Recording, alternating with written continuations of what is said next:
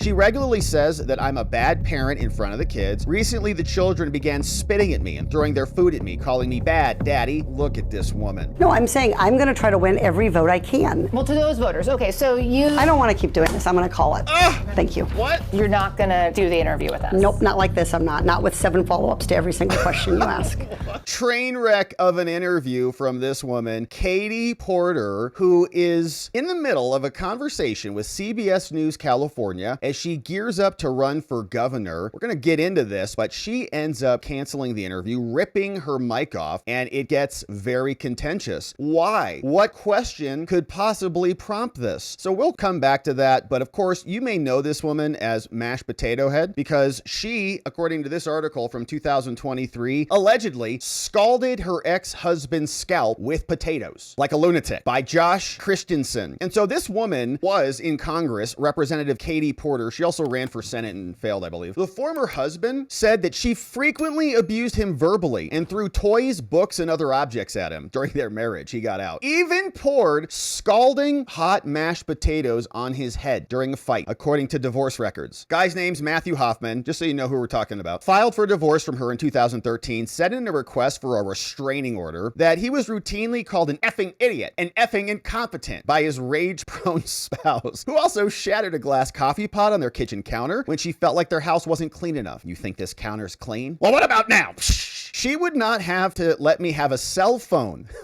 because she said, you're too effing dumb to operate it, said Hoffman. He might just be, a scorned spouse or absolutely accurate 100%. He could be either of those. Who also has been accused of ridiculing former members of her staff. Now, when she gets angry, she will claw and scratch her arms. Okay, watch for this. And then say to me, look what you made me do. She'll scratch herself. She'll cause her own victimhood. And man, I've seen this representing people charged with domestic violence. You're like, yeah, people go nuts. She regularly says that I'm a bad parent in front of the kids. Recently, the children began spitting at me and throwing their food at me, calling me bad. Daddy, look at this woman. Now, in 2006, Hoffman said, Porter took issue with how he was preparing mashed potatoes for dinner. She said, can you read the effing instructions? Then her ex-husband said that she raised a ceramic bowl of steaming hot potatoes and dumped it on my head, burning my scalp. So then, in response to Hoffman's allegations, Porter, then a professor of bankruptcy law in the University of California, claimed in her own request for a restraining order, I'm going to restrain you, that he ordered her out of the house, calling her a dumb bee and a despicable person. Well, I mean, it sounds like it. And effing evil, saying you should rot in hell.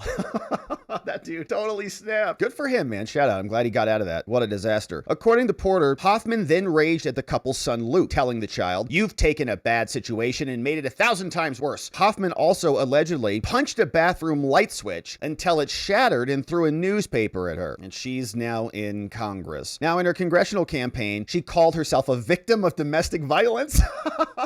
Of course. And her house biography says she's a single mom of 3 school-age kids who spit on their father. Thanks, Mom. I don't have a shady background. I'm the most boring person in America. I'm the mom of 3 kids. I protected my family. I ended a marriage that was troubled because you dumped mashed potatoes on his head. The 3rd-term congresswoman is running against 2 other House people, Pencilneck and others, and Harvard Law. Perfect. And protege of Elizabeth Warren. She was on The Late Show. Here's her with the chart. Look, I can read a chart. Great for her. Here's her hugging a kid. Hopefully he's not spitting on anyone. Here's her reading a Mark Manson book. Yeah, very subtle there. Thank you for that. The Subtle Art of Not Giving an F. Holding the book wide open in orange in the middle of a government hearing, seated next to other probably Democrats. The subtle art. Not very subtle there. Can't miss this woman. So here's more from her. Of course, we're going to watch this interview, but I just wanted to give you some context for this. She's also a Navy veteran who worked for her, accused her of dismissing sexual harassment allegations and cracking off-color jokes about race. Yeah, so they're abusers and racists, in addition to psycho domestic violence offenders. Sasha, who worked for the Democrat for 2 years, also said that she harshly criticized her aides, appeared to be motivated by a desire for fame and power, and that Porter demoted her at the end of the fellowship for allegedly giving her COVID.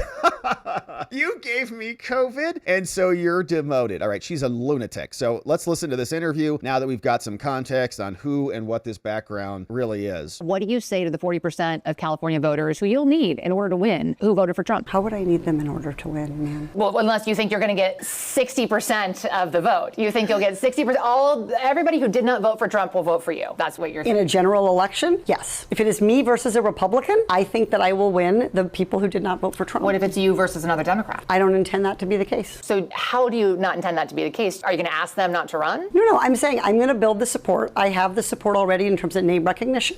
And so I'm going to do the very best I can to make sure that we get through this primary in a really strong position. But let me be clear with you. I represented Orange County. I represented a purple area. I have stood on my own 2 feet and won Republican votes before. That's not something every candidate in this race can say. If you're from a deep blue area, if you're from LA or you're from Oakland, you don't have an experience. But you just said you don't need those Trump voters. Well, you asked me if I needed them to win. So you don't I think feel you like need this them is to win. unnecessarily argumentative. What is your question? The question is the same thing I asked everybody, that this is being called the empowering voters to stop Trump's power grab. Every other candidate has answered this question. This is not Correct. And I argumentative. said I support it. So, and the question is, what do you say to the 40% of voters who voted for Trump? Oh, I'm happy to say that. It's the do you need them to win part that I don't understand. I'm happy to answer the question as you have it written, and I'll answer it. And we've also asked the other candidates, do you think you need any of those 40% of California voters to win? And you're saying, no, you don't. No, I'm saying I'm going to try to win every vote I can. Well, to those voters, okay, so I don't want to keep doing this. I'm going to call it.